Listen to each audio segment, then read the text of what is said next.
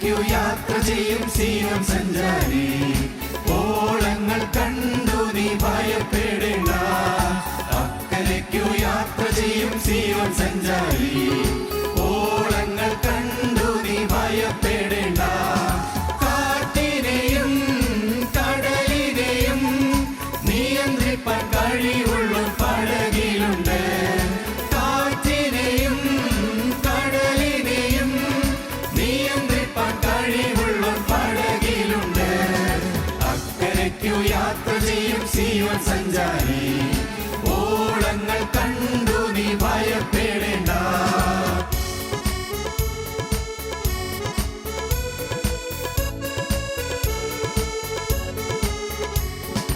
എന്റെ ദേശം ഇവിടെയല്ല, ഇവിടെ ഞാൻ പരദേശവാസിയാണല്ലോ.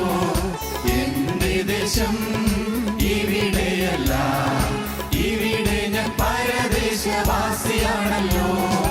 അക്കരയാണ് എന്റെ ശാശ്വത നാട്, അവിടെ എനിക്കൊരുക്കുന്ന ഭവനമുണ്ട്. അക്കരയാണ് എന്റെ ശാശ്വത നാട്, അവിടെ എനിക്കൊരുക്കുന്ന ഭവനമുണ്ട്. അക്കരയ്ക്കു യാത്ര ചെയ്യും സീയോൻ സഞ്ചാരി, ഓളങ്ങൾ കണ്ടു നീ ഭയപ്പെടേണ്ട.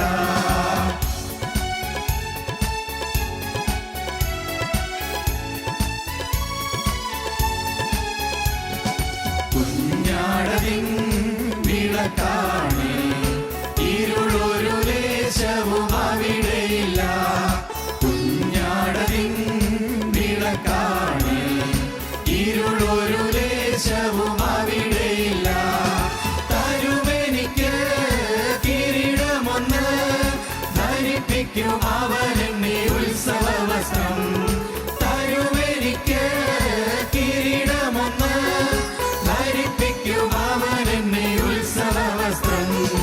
അക്കരയ്ക്കു യാത്ര ചെയ്യും സീയോൻ സഞ്ചാരി, ഓളങ്ങൾ കണ്ടു നീ ഭയപ്പെടേണ്ട. അക്കരയ്ക്കു യാത്ര ചെയ്യും സീയോൻ സഞ്ചാരി, ഓളങ്ങൾ കണ്ടു നീ ഭയപ്പെടേണ്ട.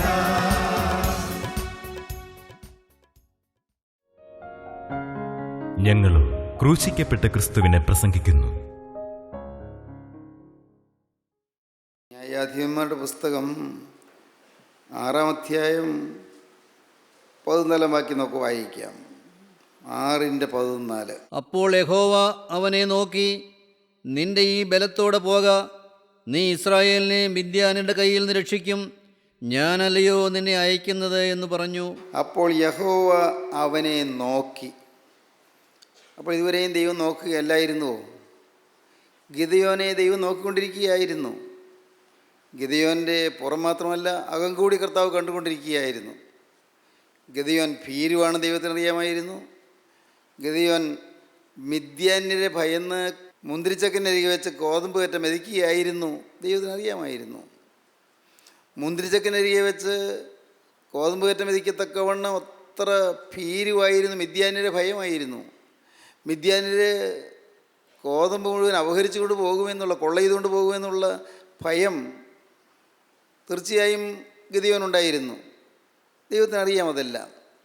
പക്ഷേ ഇപ്പോൾ ദൈവം ഗിദെയോൻ നോക്കി. അപ്പോൾ ഒരു വാക്ക് പ്രത്യേകം ശ്രദ്ധിക്കണം. അപ്പോൾ യഹോവ ഗിദെയോനെ നോക്കി. അപ്പോൾ എപ്പോൾ? ഗിദെയോൻ ദൈവത്തോടൊരു വാക്ക് പറഞ്ഞു. പറഞ്ഞത് എന്താണ്? ദൈവമേ, നീ എന്നെ പരാക്രമശാലി എന്ന് വിളിച്ചു. അല്ലയോ പരാക്രമശാലിയെ, യഹോവ നിന്നോടുകൂടെ ഉണ്ട് എന്ന് പറഞ്ഞു. ദൈവം കൂടെ ഉണ്ടെങ്കിൽ ഞങ്ങൾക്ക് ഈ കഷ്ടതയെല്ലാം വരുന്നത് എന്താണ്? ദൈവം കൂടെ ഉണ്ടെങ്കിൽ ഞങ്ങൾ ഈ ശത്രുവിൻ്റെ ഞെരുക്കത്തിൽപ്പെട്ട് വലയുന്നത് എന്താണ്? ദൈവം കൂടെ ഉണ്ടെങ്കിൽ ഇത്ര വലിയ കഷ്ടനഷ്ടങ്ങൾ ഞങ്ങൾക്ക് വരുന്നത് എന്താണ്? ഗിദെയോൻ ഇങ്ങനെ ദൈവത്തോട് ചോദിച്ചു. ആ ദൈവം എവിടെ? കൂടെ ഉണ്ടെന്ന് പറയും. ദൈവം എവിടെ? ആ വാക്യം തൊട്ടു മുമ്പ് നമുക്ക് വായിക്കാം. നമ്മുടെ പിതാക്കന്മാർ നമ്മോട് അറിയിച്ചിട്ടുള്ള അവൻ്റെ അത്ഭുതങ്ങളൊക്കെയും എവിടെ? യഹോവ നമ്മെ മിസ്രയീമിൽ നിന്ന് കൊണ്ടുവന്നു എന്ന് നമ്മുടെ പിതാക്കന്മാർ നമ്മോട് അറിയിച്ചിട്ടുള്ള അവൻ്റെ അത്ഭുതങ്ങളൊക്കെയും എവിടെ? 13-ാം വാക്യം വായിക്കാം. ഗിദെയോൻ അവനോട്, അയ്യോ യജമാനെ, യഹോവ നമ്മോടുകൂടെ ഉണ്ടെങ്കിൽ നമുക്കിതൊക്കെ ഭവിക്കുന്നതെന്ത്? യഹോവ നമ്മെ മിസ്രയീമിൽ നിന്ന് കൊണ്ടുവന്നുവെന്ന് നമ്മുടെ പിതാക്കന്മാർ നമ്മോട് അറിയിച്ചിട്ടുള്ള അവൻ്റെ അത്ഭുതങ്ങളൊക്കെയും എവിടെ? യഹോവ നമ്മോടുകൂടെ ഉണ്ടെങ്കിൽ നമുക്കിതൊക്കെയും ഭവിക്കുന്നത് എന്ത്? ദൈവത്തിൻ്റെ അത്ഭുതങ്ങളൊക്കെ എവിടെ? ദൈവം ശക്തനാണെന്ന് പറയുന്നു, സർവശക്തനാണെന്ന് പറയുന്നു. ദൈവത്തിൻ്റെ അത്ഭുതങ്ങളൊക്കെയും എവിടെ? ദൈവം കൂടെ ഉണ്ടെങ്കിൽ എന്താണ് ഇങ്ങനെയൊക്കെ സംഭവിക്കുന്നത്? അനേകരുടെ ഹൃദയത്തെ ഇന്ന് കുഴക്കുന്നൊരു പ്രശ്നമാണിത്. ദൈവം കൂടെ ഉണ്ടെങ്കിൽ എന്തുകൊണ്ട് സംഭവിക്കുന്നു? ദൈവം കൂടെ ഉണ്ടായിരുന്നെങ്കിൽ എന്തുകൊണ്ട് ഈ അനർത്ഥങ്ങൾ വരുന്നു? ഒരു കാരണവും കൂടാതെ ചില അത്യാഹിതങ്ങൾ വരുന്നു. ഒരു കാരണവും കൂടാതെ നിരപരാധികളായ ചിലർ വലിയ വലിയ കെടുതികളിൽ വീഴുന്നു. ഒരു കാരണവും കൂടാതെ അനേകർക്ക് മഹാവ്യാധികൾ വരുന്നു, മഹാരോഗങ്ങൾ, തീരാരോഗങ്ങൾ വരുന്നു. എന്തുകൊണ്ടൊരു കരയേറ്റം കിട്ടാതെ പോകുന്നു? എന്താണിത്? ദൈവം കൂടെ ഉണ്ടെങ്കിൽ എന്തുകൊണ്ട് ഇങ്ങനെ സംഭവിക്കുന്നു? അതാണ് ഗിദെയോൻ്റെ ചോദ്യം. യഹോവ നമ്മോടുകൂടെ ഉണ്ടെങ്കിൽ നമുക്ക് ഇതൊക്കെ ഭവിക്കുന്നത് എന്ത്? യഹോവ നമ്മെ മിസ്രയീമിൽ നിന്ന് കൊണ്ടുവന്നു എന്ന് നമ്മുടെ പിതാക്കന്മാർ നമ്മൾ അറിയിച്ചിട്ടുള്ള അവൻ്റെ അത്ഭുതങ്ങളൊക്കെയും എവിടെ? ഇപ്പോൾ യഹോവ നമ്മെ ഉപേക്ഷിച്ചു മിദ്യാന്യരുടെ കയ്യിൽ ഏൽപ്പിച്ചിരിക്കുന്നുവല്ലോ എന്ന് പറഞ്ഞു. അനുഭവം പറഞ്ഞാൽ ഇപ്പോൾ ദൈവം നമ്മെ ഉപേക്ഷിച്ചിരിക്കുകയാണ്. ദൈവം കൂടെ ഇല്ല. അല്ലയോ പരാക്രമശാലിയെ, യഹോവ നിന്നോടുകൂടി ഉണ്ട് എന്ന് ദൈവം ഗിദെയോൻ അരുളപ്പാട് കൊടുത്തപ്പോൾ പറയുന്നു, ഇല്ല, ദൈവം കൂടെ ഇല്ല. ദൈവം കൂടെ ഉണ്ടെങ്കിൽ ഈ അനർത്ഥമൊക്കെ ഭവിക്കുന്നത് എന്താണ്? അനേകരുടെ ഹൃദയത്തിൽ ഇന്ന് ഉയർന്നു വരുന്നൊരു ചോദ്യമാണ്, എന്തുകൊണ്ട് ഈ ദുരിതങ്ങൾ? എന്തുകൊണ്ട് ഈ കഷ്ടപ്പാടുകൾ? എന്തുകൊണ്ട് തോരാ കണ്ണീര്? എന്തുകൊണ്ട് തീരാ വേദന? എന്തുകൊണ്ട് മാറാ വ്യാധികൾ? ഞാൻ ഇത്രയും വലിയ ദുരിതം അനുഭവിക്കത്തക്കൊണ്ട് ഞാൻ എന്ത് ദോഷം ചെയ്തു? ഞാൻ അത്ര വലിയ പാവമൊന്നും ഞാൻ ചെയ്തില്ലല്ലോ. ഇങ്ങനെയുള്ളതായ അനേകം ചിന്തകൾ നമ്മുടെ ഹൃദയത്തെ കുഴക്കുന്നുണ്ട്. ഗിദെയോൻ സ്വാഭാവികമായും അങ്ങനെയുള്ളൊരു ചിന്തയിൽ വേരുറച്ച് നിന്നുകൊണ്ടാണ് ഗിദെയോൻ ദൈവത്തോട് ചോദിക്കുന്നത്, എന്താണ് ഇങ്ങനെയൊക്കെ സംഭവിക്കുന്നത്? ദൈവത്തിന് സ്തോത്രം. ഗിദെയോൻ തുറന്ന് ദൈവത്തോട് ചോദിക്കുകയാണ്. ഗിദെയോൻ്റെ ന്യായമായ സംശയം ദൈവത്തോട് ചോദിക്കുകയാണ്, ദൈവം കൂടെ ഉണ്ടെങ്കിൽ ഇതൊക്കെ സംഭവിക്കുന്ന എന്ത്? അങ്ങനെ ചോദിച്ചപ്പോൾ ദൈവം ഗിദെയോനെ ധൈര്യപ്പെടുത്തുകയാണ്. ഗിദെയോന് ചില വാഗ്ദത്തങ്ങൾ നൽകുകയാണ്. ദൈവത്തോട് ഉള്ളു തുറന്ന് നാം സംസാരിക്കുമ്പോൾ, ദൈവത്തോട് നമ്മുടെ ഹൃദയം പകർന്ന് സംസാരിക്കുമ്പോൾ ദൈവം നമ്മുടെ ന്യായമായ സംശയങ്ങൾ തീർത്തു തരും. ദൈവം നമുക്ക് ധൈര്യം തരും. ദൈവം നമുക്ക് പ്രത്യാശ തരും. ദൈവം നമുക്ക് പ്രാഗൽഭ്യം തരും. ദൈവം തൻ്റെ സന്നിധിയിലേക്ക് നമ്മെ ചേർത്ത് അണയ്ക്കും. ദൈവം നമ്മോടുകൂടെ ഉണ്ട് എന്നുള്ള ഉറപ്പ് നമുക്ക് തരും. അതിനുള്ള തെളിവുകൾ നമുക്ക് തരും. ദൈവം കൂടെ ഉണ്ട് എന്നുള്ളതിൻ്റെ അടയാളങ്ങൾ ദൈവം തരും. ദൈവം ഗിദെയോന് വാഗ്ദത്തങ്ങൾ നൽകി. ഗിദെയോന് കൊടുത്ത ഏറ്റവും വലിയ വാഗ്ദത്തം, നീ ഭയപ്പെടേണ്ട എന്നാണ്, നീ പേടിക്കേണ്ട എന്നാണ്, നിനക്ക് സമാധാനം എന്നാണ്. നീ ഇപ്പോൾ പേടിച്ച് വലഞ്ഞ് വിഷമിച്ച് കഴിയുകയാണ്. മിദ്യാന്യരെ നീ ഭയപ്പെട്ടുകൊണ്ടിരിക്കുന്നു. മിദ്യാന്യ സൈന്യം വന്ന് മുഴുവൻ കൊള്ള ചെയ്തുകൊണ്ട് പോകുമല്ലോ നീ ഭയപ്പെടുന്നു. സ്വത്തെല്ലാം അപഹരിച്ചുകൊണ്ട് പോകുമല്ലോ എന്ന് ഭയപ്പെടുന്നു. ഞങ്ങൾ കഷ്ടപ്പെട്ട് അധ്വാനിച്ചുണ്ടാക്കുന്നതെല്ലാം ശത്രുക്കൾ എല്ലാം കവർന്നുകൊണ്ട് പോകുന്നല്ലോ എന്ന് നീ ഭാരപ്പെട്ടിരിക്കുന്നു. എന്ത് കഷ്ടപ്പെട്ടുണ്ടാക്കിയിട്ടെന്ത്, ശത്രുക്കൾ കവർന്നുകൊണ്ട് പോവുകയില്ലേ എന്നാണ് നിങ്ങളുടെ ഹൃദയത്തിലെ ചിന്ത. മകനെ, നീ കേൾക്കൂ, നീ ധരിക്കുന്നത് പോലല്ല. ഞാൻ എല്ലാം കാണുന്നുണ്ട്. ഇതിന് പരിഹാരം തരാനാണ് ഞാൻ നിന്നെ സന്ദർശിക്കുന്നത്. ദൈവത്തിന് സ്തോത്രം. നിൻ്റെ ജീവിതത്തിലെ പ്രതിസന്ധികൾക്കൊരു പരിഹാരം തരാൻ തന്നെയാണ് ഞാൻ എൻ്റെ വചനം നിൻ്റെ മേൽ അയക്കുന്നത്. എൻ്റെ വചനം നിനക്ക് തരുന്നത് നിനക്കൊരു പുതിയ പ്രത്യാശ തരാനാണ്.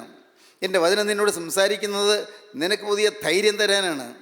എൻ്റെ വചനം ഞാൻ നിന്നോട് സംസാരിക്കുന്നത് നിൻ്റെ ഹൃദയത്തിൻ്റെ ആകുലം മാറ്റാനാണ്. ദൈവത്തിന് സ്തോത്രം. ഭീരുവായി ഗിദെയോൻ അമ്പരപ്പോടെ ദൈവത്തെ നോക്കി. ദൈവം കൂടെ ഉണ്ട് എന്ന് പറയുന്നു, പക്ഷേ ഇന്നും കഷ്ടപ്പാടുകൾ മാറിയിട്ടില്ല. ദൈവം കൂടെ ഉണ്ട് എന്ന് പറയുന്നു, പക്ഷേ ദുരിതങ്ങൾ മാറിയിട്ടില്ല. ഗിദെയോൻ ഒന്നും മനസ്സിലാകുന്നില്ല. ആത്മീയ ജീവിതത്തിൻ്റെ ഒരു കാലഘട്ടത്തിൽ നമുക്കും ഒന്നും മനസ്സിലാവുകയില്ല, ഒന്നും പിടികിട്ടുകയില്ല. എന്താണ് ഈ കേൾക്കുന്നതെല്ലാം, എന്താണ് ഈ പറയുന്നത്, ഒന്നും മനസ്സിലാകുന്നില്ല. നമ്മുടെ കണ്ണ് വാസ്തവത്തിൽ അടഞ്ഞിരിക്കുകയാണ്. പൂർണ്ണമായിട്ട് അടഞ്ഞിരിക്കുന്നു പറയാൻ വയ്യ, മുഴുവനായിട്ട് അടഞ്ഞിരിക്കുന്നു പറയാൻ വയ്യ. ഭാഗികമായി കണ്ണിന് കാഴ്ചയുണ്ട്, സമ്പൂർണ്ണമായ കാഴ്ചയോട്ട് ഇല്ല താനും. ഭാഗികമായ കാഴ്ചയുണ്ട്. കർത്താവ് ബെത്സയിദയിൽ ചെന്നപ്പോൾ ഒരു സംഭവം ഉണ്ടായി. മർക്കോസ് സുവിശേഷത്തിൽ പറയും, കർത്താവ് ബെത്സയിദയിൽ ചെന്നപ്പോൾ അവിടെ ഒരു കണ്ണുകുരുടനെ കർത്താവിൻ്റെ അടുക്കൽ കൊണ്ടുവന്നു. ഒരു കണ്ണുകുരുടൻ. ആ കണ്ണുകുരുടൻ അവൻ ജന്മന അന്ധനായിരുന്നു, ജന്മന കണ്ണുകുരുടനായിരുന്നു. അവനെ യേശുവിലേക്ക് കൊണ്ടുവന്നു. യേശുവിലേക്ക് കൊണ്ടുവന്നിട്ട് അവർ പറഞ്ഞു, 8-ാം അധ്യായം വായിക്കുമ്പോൾ കാണാം, നമുക്ക് വായിക്കാം, 22-ാം വാക്യം മുതൽ വായിക്കാം. അവർ ബേത്സയിദയിലെത്തിയപ്പോൾ ഒരു കുരുടനെ അവൻ്റെ അടുക്കൽ കൊണ്ടുവന്ന് അവനെ തൊടയണമെന്ന് അപേക്ഷിച്ചു. കാരണം കർത്താവിൻ്റെ അടുക്കൽ കൊണ്ടുവന്നാൽ അന്ധത മാറുമെന്ന് അവർക്കറിയാം. യേശുക്രിസ്തു തൊട്ടാൽ അത്ഭുതം നടക്കുമെന്ന് അവർക്കറിയാം. അങ്ങനെയുള്ള അനുഭവങ്ങളുണ്ട്. അതുകൊണ്ട് ഈ കുരുടനെ കൊണ്ടുവന്നു, അവനെ ഒന്ന് തൊടണം എന്ന് അവരപേക്ഷിച്ചു. അപ്പോൾ അവൻ കുരുടൻ്റെ കൈക്ക് പിടിച്ച് അവനെ ഊരിനെ പുറത്തു കൊണ്ടുപോയി അവൻ്റെ കണ്ണിൽ തുപ്പി അവൻ്റെ മേൽ കൈവച്ചു. നീ വല്ലതും കാണുന്നുണ്ടോ എന്ന് ചോദിച്ചു. ദൈവത്തിന് സ്തോത്രം. കർത്താവ് അവൻ്റെ കൈക്ക് പിടിച്ചു. തൊടണമെന്നേ പറഞ്ഞുള്ളൂ, കൈക്ക് കയറി പിടിച്ചു. മതിയല്ലോ, അവർ ആഗ്രഹം സാധിച്ചല്ലോ. തൊടണമെന്ന് പറഞ്ഞു. കർത്താവ് ആ പാവം കുരുടൻ്റെ കയ്യിൽ കയറി പിടിച്ചു, കൈക്ക് പിടിച്ചു. എന്നിട്ട് അവനെ ഊരിനെ പുറത്ത് കൊണ്ടുപോയി. ആ പട്ടണത്തിന് പുറത്തേക്ക് അവനെ കൊണ്ടുപോയി. ആ ആളുകളുടെ ഇടയിൽ നിന്ന് അവരുടെ ഇടയിൽ നിന്ന് അവനെ മാറ്റിക്കൊണ്ടുപോയി വേറെ ആളില്ലാത്തൊരു ഭാഗത്തേക്ക് കൊണ്ടുപോയി. ഊരിനെ പുറത്ത് കൊണ്ടുപോയി അവൻ്റെ കണ്ണിലേക്ക് തുപ്പി. എന്താണ് അക്രമമാണ്? മനുഷ്യൻ ചിന്തിച്ചാൽ എന്തൊരു കാര്യമാണ് കർത്താവ് ചെയ്യുന്നത്. ഒരുവൻ്റെ കണ്ണിലേക്ക് തുപ്പുക. മനസ്സിലാവുകയില്ല, മനുഷ്യർക്ക് മനസ്സിലാവുകയില്ല. യേശുക്രിസ്തു പ്രവർത്തിക്കുന്നത് നമുക്ക് പലർക്കും പിടികിട്ടുകയില്ല.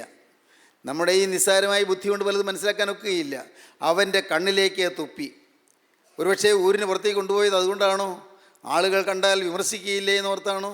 ആളുകൾ തെറ്റിദ്ധരിച്ച് ദൈവത്തിൻ്റെ പരിശുദ്ധാത്മാവിൻ്റെ പ്രവൃത്തിയെ ചോദ്യം ചെയ്യുമോ എന്ന് ഭയന്നാണോ?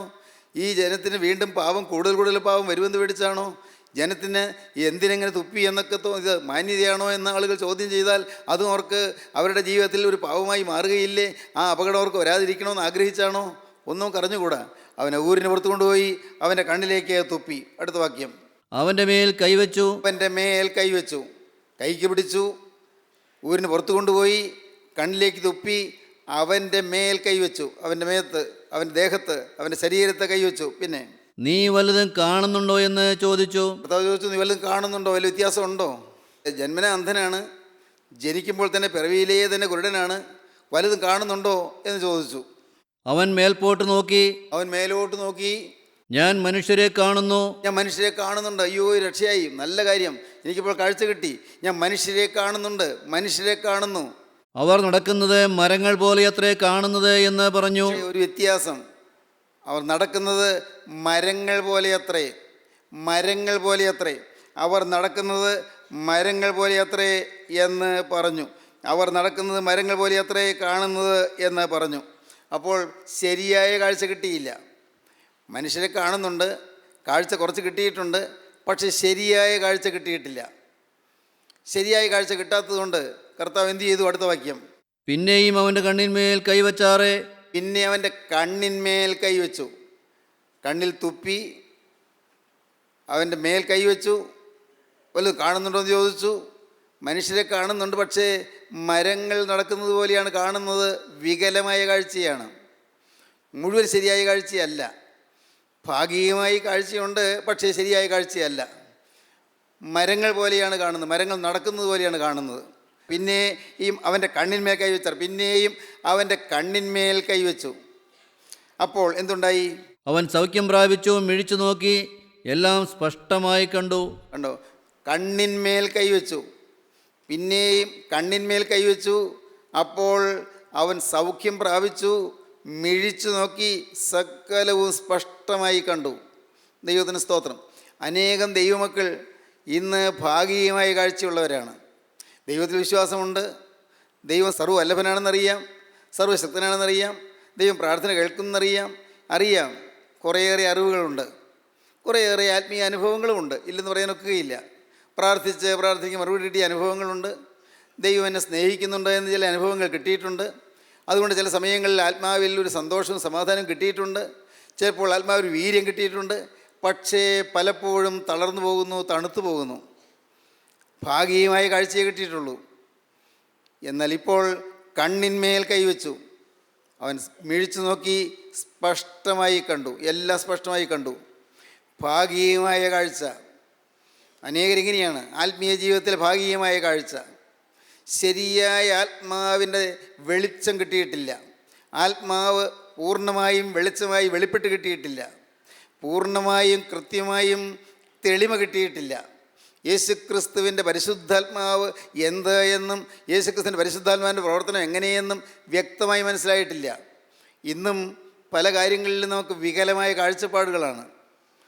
ഞാൻ എൻ്റെ ജീവിതത്തിൽ പാപം വരാതെ ജീവിച്ചാൽ എനിക്ക് നന്മ വരും എന്ന് ആഗ്രഹിക്കുന്ന അതാ വിശ്വസിക്കുന്ന ഒരു കാഴ്ചപ്പാടുണ്ട്. ശരിയാണ്.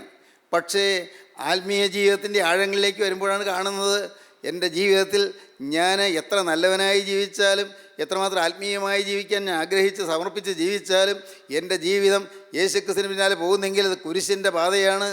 എന്നും ദുരിതമാണ്, എന്നും എതിർപ്പാണ്, എന്നും ആക്രമണമാണ്, എന്നും പ്രതിസന്ധിയാണ് എന്ന് മനസ്സിലാക്കുന്നത് അടുത്ത ഘട്ടമാണ്. ആത്മീയമായ ജീവിതത്തിന് അടുത്ത ഘട്ടമാണ്. ശരിയായ കാഴ്ചപ്പാട് കിട്ടിക്കഴിയുമ്പോൾ അപ്പോൾ ശരിയായ ബോധം നമുക്ക് ലഭിക്കും. ഇന്നത്തെ നമ്മുടെ ആത്മീയ ബോധം എന്ന് പറയുന്നത്, ഞാൻ പരീക്ഷ പാസ്സാകാൻ വേണ്ടി പ്രാർത്ഥിക്കുന്നു, ഞാൻ ജോലി കിട്ടാൻ വേണ്ടി പ്രാർത്ഥിക്കുന്നു, ഞാൻ കുടുംബത്തിൽ സ്വൈര്യം കിട്ടാൻ വേണ്ടി പ്രാർത്ഥിക്കുന്നു, ഞാൻ രോഗം മാറാൻ വേണ്ടി പ്രാർത്ഥിക്കുന്നു. ശരിയാണ്, കുഴപ്പമില്ല. പക്ഷേ ചിലപ്പോൾ രോഗം മാറിയില്ല, പരീക്ഷ പാസ്സാകുന്നില്ല, വിവാഹം നടക്കുന്നില്ല, ഒരു പിഞ്ചോമന കുഞ്ഞിനെ കിട്ടുന്നില്ല, അല്ല കടം മാറുന്നില്ല. അയ്യോ, ഈ ദൈവം എവിടെ? ദൈവം എന്നോട് കൂടെ ഉണ്ടെങ്കിൽ, ദൈവം എന്നെ സഹായിക്കുന്നുണ്ടെങ്കിൽ ഇങ്ങനെയൊക്കെ എനിക്ക് വരുമോ? ഞാൻ എന്താ പരീക്ഷ തോറ്റുപോയത്? എനിക്ക് എന്താണ് നല്ല മാർക്ക് കിട്ടാതെ പോയത്? ചോദ്യം വരും. ശരിയായ കാഴ്ച കിട്ടിയിട്ടില്ല. പ്രിയപ്പെട്ടവരെ, നിങ്ങൾ മനസ്സിലാക്കൂ, നമ്മുടെ ജീവിതത്തിൽ ആത്മീയമായി മുന്നോട്ട് പോകണമെങ്കിൽ ക്രിസ്തീയ ജീവിതം എന്ത് എന്ന് ഗ്രഹിക്കണം. ക്രിസ്തീയ ജീവിതം സകലരാലും പരിഹസിക്കപ്പെടുന്ന ജീവിതമാണ്, സകലരാലും തെറ്റിദ്ധരിക്കപ്പെടുന്ന ജീവിതമാണ്, സകലരും വെറുക്കുന്ന ജീവിതമാണ്, സകലരും പകയ്ക്കുന്ന ജീവിതമാണ്. ലോകം നമ്മെ ഒറ്റപ്പെടുത്തുന്ന ജീവിതമാണ്. ലോകമനുഷ്യർ നമ്മെ എതിർക്കുകയും നമ്മെ ചെറുക്കുകയും ചെയ്യുന്ന ജീവിതമാണ്. ഈ ലോകത്തിൽ എന്നും പ്രതിസന്ധികളായിരിക്കും, എന്നും പ്രശ്നങ്ങളായിരിക്കും. നാം എത്ര നന്മ ചെയ്താലും ഇങ്ങോട്ട് പ്രതികാരം ചെയ്യുന്ന മനോഭാവമുള്ള മനുഷ്യരുടെ ആക്രമണത്തിൻ്റെ ജീവിതമായിരിക്കും. ദൈവത്തിന് സ്തോത്രം. നിങ്ങൾ ചിന്തിക്കൂ, നിങ്ങളുടെ ജീവിതത്തിൽ നിങ്ങൾ കർത്താവിനോട് ജീവിക്കുമ്പോൾ രോഗം നിങ്ങൾക്ക് വന്നുവെന്ന് വരാം. നിങ്ങൾ പാവം കൂടാതെ ജീവിക്കുമ്പോൾ, നിങ്ങൾ സമർപ്പണ ജീവിതം നയിക്കുമ്പോൾ നിങ്ങളുടെ ജീവിതത്തിൽ കെടുതികളോ ആക്സിഡൻസ്, അപകടങ്ങളോ അത്യാഹിതങ്ങളോ ഒക്കെ വന്നുവെന്ന് വരാം. കഷ്ടങ്ങളും നഷ്ടങ്ങളും വന്നുവെന്ന് വരാം. പക്ഷേ നിങ്ങൾ പതറരുത്. അതല്ല ആത്മീയ ജീവിതം. എല്ലാം ഓൾറൈറ്റായി ജീവിക്കുന്നതല്ല ആത്മീയ ജീവിതം. കഷ്ടപ്പാടില്ല, രോഗമില്ല, പണത്തിന് ഞെരുക്കമില്ല, ജോലിക്ക് കുഴപ്പമില്ല, നല്ല വീടുണ്ട്, നല്ല സൗകര്യമുണ്ട്, ദൈവം അനുഗ്രഹിച്ച കുടുംബം എന്ന് ചിന്തിക്കാൻ പാടില്ല. ദൈവത്തിന് സ്തോത്രം.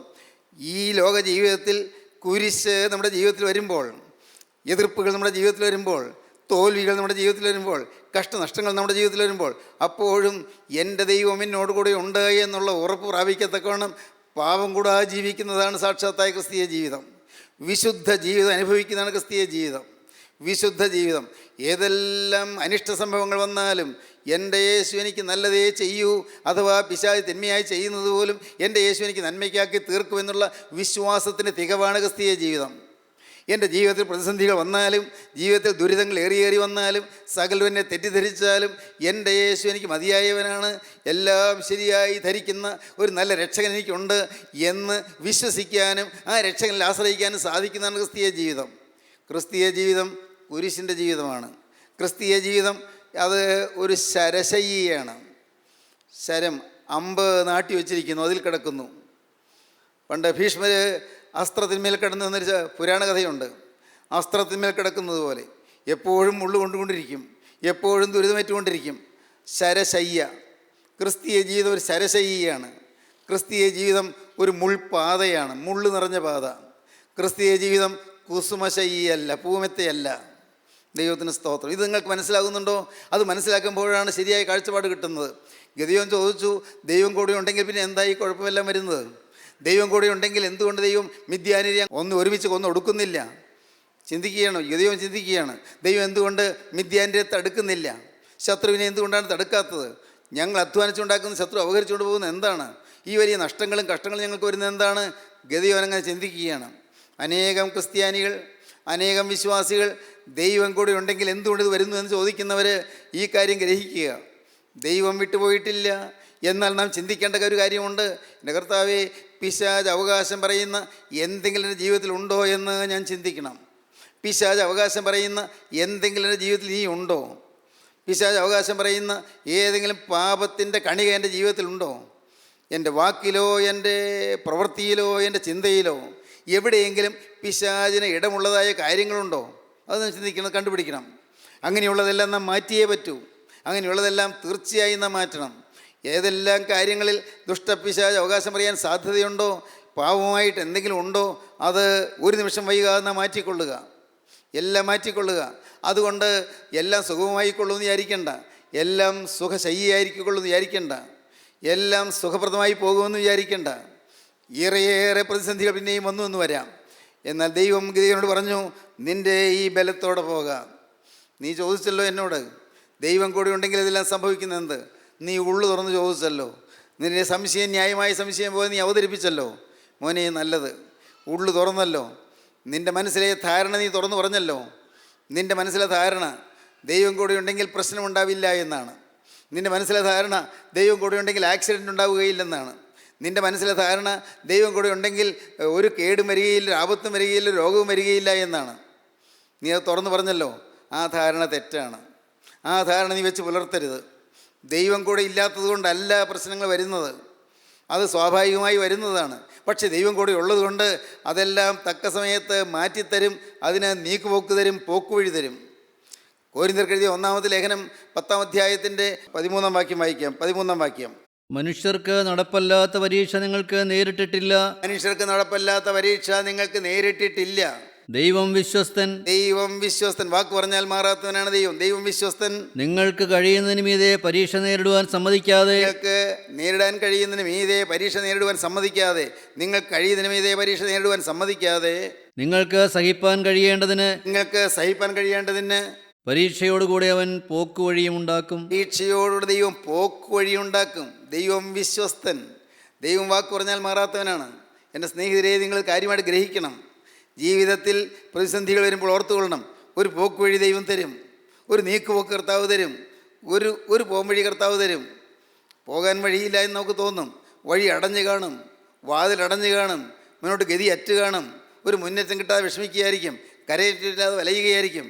കർത്താവ് പറയുന്നു, മനുഷ്യർക്ക് നടപ്പല്ലാത്ത പരീക്ഷ നിങ്ങൾക്ക് നേരിട്ടിട്ടില്ല. ഏത് മനുഷ്യനുമുള്ള അതുപോലെയുള്ള പരീക്ഷയെ നിങ്ങൾക്ക് വന്നിട്ടുള്ളൂ. പ്രതിസന്ധികൾ നിങ്ങൾക്ക് വന്നിരിക്കുന്നത് സാധാരണ മനുഷ്യർക്കുണ്ടാകുന്നത് പോലെ തന്നെ നിങ്ങൾക്ക് വന്നിട്ടുള്ളൂ.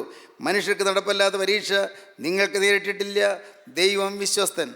നിങ്ങൾക്ക് കഴിയുന്നതിന് മീതെ പരീക്ഷ നേരിടുവാൻ സമ്മതിക്കാതെ, നിങ്ങൾക്ക് ഫേസ് ചെയ്യാൻ കഴിയുന്നതിന് മീതെ, അത് അഭിമുഖീകരിക്കാൻ കഴിയുന്നതിന് മീതെ പരീക്ഷ നേരിടുവാൻ ദൈവം സമ്മതിക്കുകയില്ല. നിങ്ങൾക്ക് കഴിയുന്നതിന് മീതെ പരീക്ഷ നേരിടുവാൻ സമ്മതിക്കാതെ, നിങ്ങൾക്ക് സഹിപ്പാൻ കഴിയേണ്ടതിന്, പരീക്ഷയെ അഭിമുഖീകരിപ്പാൻ കഴിയേണ്ടതിന്, പ്രശ്നങ്ങൾ നേരിടാൻ കഴിയേണ്ടതിന്, നിങ്ങൾക്ക് സഹിപ്പാൻ കഴിയേണ്ടതിന് പരീക്ഷയോട് കൂടെ അവൻ പോക്കുവഴിയും ഉണ്ടാക്കും. പരീക്ഷയുണ്ട്, പക്ഷെ ദൈവം പോക്കുവഴി തരും. ദൈവത്തിന് സ്തോത്രം. ഇതാണ് നമ്മുടെ ബലം, ഇതാണ് നമ്മുടെ ധൈര്യം. എന്തെല്ലാം സംഭവിച്ചാലും എല്ലാം അറിയുന്ന ഒരാളുണ്ട്. എന്തെല്ലാം സംഭവിച്ചാലും എല്ലാം കാണുന്ന ഒരാളുണ്ട്.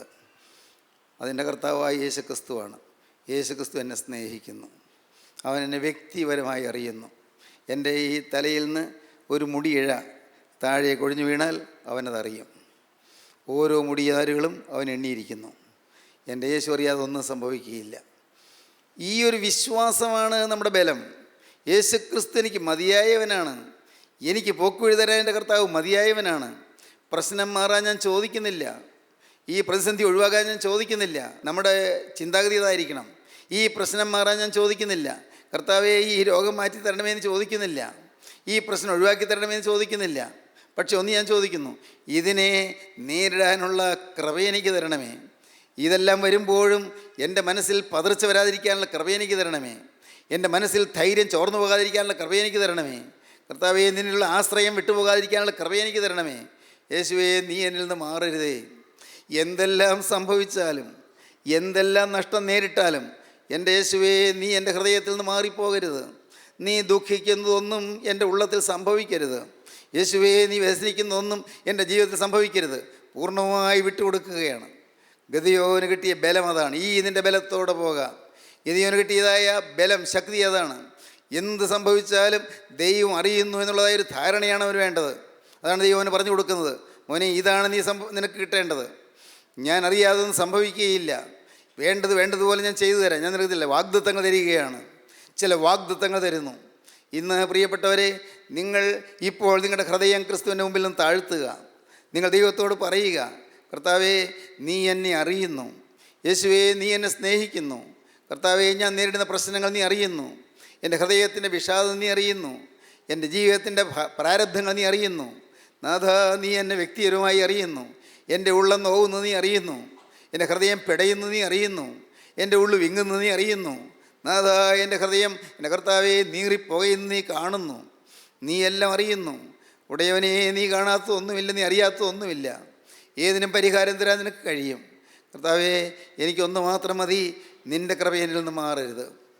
എൻ്റെ കൃപ നിനക്ക് മതി. എൻ്റെ ശക്തി ബലഹീനതയിൽ തികഞ്ഞു വരുന്നു. അപ്പോസ്തലനായ പൗലോസിന് രോഗമായിരുന്നു. അപ്പോസ്തലനായ പൗലോസിന് രാവും പകലും വേദനയുള്ള രോഗമായിരുന്നു. ഒരുപക്ഷേ കണ്ണിൽ വേദനയാണോ, മാറാത്ത വേദനയാണോ കണ്ണിൽ, അറിഞ്ഞുകൂടാ. ഗലാത്യ ലേഖനം 4-ാം അധ്യായം വായിക്കുമ്പോൾ ഒരുപക്ഷേ അത് വായിക്കുമ്പോൾ നമുക്ക് തോന്നും കണ്ണിൽ വേദനയായിരിക്കുമോ എന്ന്. അറിഞ്ഞുകൂടാ. പൗലോസ്ലീഹായ്ക്ക് ശൂലം കൊണ്ട് കുത്തുന്ന പോലത്തെ വേദന ഉണ്ടാക്കുന്ന രോഗമുണ്ടായിരുന്നു. രാവും പകലും എന്നതുപോലെ വേല ചെയ്യുന്ന അപ്പോസ്തലന്, പകല് കൂടാരപ്പണിയും രാത്രി സുവിശേഷ വേലയുമായി അധ്വാനിക്കുന്ന അപ്പോസ്തലന്, സുവിശേഷത്തിന് വേണ്ടി ഓടി ഓടി യാത്ര ചെയ്യുന്ന അപ്പോസ്തലന് തുടരെ രോഗമായിരുന്നു. വേദന കൊണ്ട് പൊളയുകയായിരുന്നു. വേദന കൊണ്ട് വിങ്ങുകയായിരുന്നു. അപ്പോസ്തലൻ പറഞ്ഞു, കർത്താവേ, ഇതെനിക്കൊന്ന് മാറ്റിത്തരുമോ? ഒന്ന് മാറ്റിത്തരണേ. ഒരു പ്രാവശ്യം പ്രാർത്ഥിച്ചു, 2 പ്രാവശ്യം പ്രാർത്ഥിച്ചു, 3 പ്രാവശ്യം പ്രാർത്ഥിച്ചു. അപ്പോഴെല്ലാം കിട്ടിയ മറുപടി, എൻ്റെ കൃപ നിനക്ക് മതി. എൻ്റെ ശക്തി ബലഹീനതയിൽ തികഞ്ഞു വരുന്നു. മതി കർത്താവേ, മതി, വേറെ ഒന്നും വേണ്ട. നിൻ്റെ കൃപ എന്നിൽ മാറാതിരുന്നാൽ മതി. എൻ്റെ കൃപ നിനക്ക് മതി. എൻ്റെ ശക്തി ബലഹീനതയിൽ തികഞ്ഞു വരുന്നു. ഇന്ന് സ്നേഹിതരെ, നിങ്ങൾ ദൈവത്തിന് കൃപയ്ക്ക് വേണ്ടി യാചിപ്പീൻ. ദൈവത്തിൻ്റെ സാന്നിധ്യത്തിന് വേണ്ടി യാചിപ്പീൻ. യേശുനാഥ, നീ എൻ്റെ ഹൃദയത്തിൽ മാറിപ്പോകല്ലേ. നിൻ്റെ സ്ലീബായിലെ കുരിശുമരണം മൂലം, നിൻ്റെ സ്ലീബായിലെ ജയകരമായ മരണം മൂലം, കർത്താവേ, നീ എനിക്ക് നേടിത്തന്ന രക്ഷ, നീ എനിക്ക് നേടിത്തന്ന ജയം, അതെനിക്ക് അനുഭവമാക്കി തരണമേ. നീ എൻ്റെ ഹൃദയത്തിൽ മാറിപ്പോകല്ലേ. എൻ്റെ നാഥ, പാപത്തിൻ്റെ യാതൊരു അംശം എൻ്റെ ഹൃദയത്തിലേക്ക് കടന്നു വരാതെ വണ്ണം തിരുരക്തത്താൽ എന്നെ പൊതിയണമേ. തിരുരക്തത്താൽ എന്നെ ആവരണം ചെയ്യണമേ. തിരുരക്തത്താൽ എന്നെ കഴുകണമേ. കർത്താവേ, തിരുരക്തത്താൽ എന്നെ ശുദ്ധീകരിക്കണമേ. നിങ്ങൾ പ്രാർത്ഥിക്കൂ. യേശു ക്രിസ്തുവിൻ്റെ രക്തം സകല പാപം പോക്ക് ശുദ്ധീകരിക്കുന്നു. കഴുകുന്ന തിരുരക്തത്തിൽ ആശ്രയിപ്പീൻ. കഴുകി വെടിപ്പാക്കുന്ന തിരുരക്തത്തിൻ്റെ അത്ഭുത ശക്തിയിൽ ആശ്രയിപ്പീൻ. കൃപ മാറിപ്പോകാതിരിപ്പാൻ പ്രാർത്ഥിപ്പീൻ. ദൈവകരങ്ങളിലേക്ക് ഏൽപ്പിക്കുവീൻ. കർത്താവോട് പ്രാർത്ഥിപ്പീൻ, കർത്താവേ, നിൻ്റെ കൃപയിൽ നിന്ന് മാറാതിരിപ്പാൻ എനിക്ക് ഭാഗ്യം തരണമേ എന്ന് യാചിപ്പീൻ. നമുക്ക് സമർപ്പിക്കാം, നമുക്ക് പ്രാർത്ഥിക്കാം. കാരുണ്യവാനായ സ്വർഗീയ പിതാവേ, അവിടുത്തെ കൃപ ഞങ്ങളിൽ നിന്ന് മാറിപ്പോകാതിരിപ്പാൻ നാഥ ഞങ്ങളോട് മനസ്സലിയണമേ എന്ന് പ്രാർത്ഥിക്കുന്നു. യേശു ക്രിസ്തുവിൻ്റെ കൃപയാണ് ഏറ്റവും വലിയ ധനമെന്ന് മനസ്സിലാക്കുവാൻ ഞങ്ങൾക്ക് ഭാഗ്യം തരണമേ എന്ന് പ്രാർത്ഥിക്കുന്നു. എല്ലാവരെയും കൃപയാൽ നിറയ്ക്കണമേ, കൃപയാൽ പൊതിയണമേ, കൃപയാൽ ഭരിക്കണമേ. തിരുനാമം മഹത്വപ്പെടുത്തണമേ. യേശുവിൻ നാമത്തിൽ തന്നെ. ആമീൻ.